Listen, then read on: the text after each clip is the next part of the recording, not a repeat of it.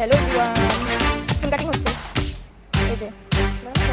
ये शाम का दिलकश मंजर ये साहिल और समंदर कहते हैं आप न जाए हम पर ये करम फरमाए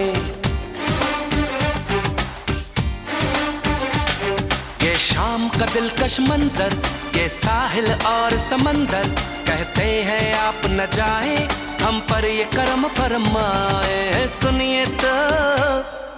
कहती है बल खाती लहरें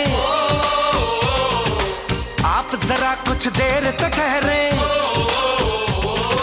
सुनिए तो रुकिए तो क्यों है खफा अरे कहिए तो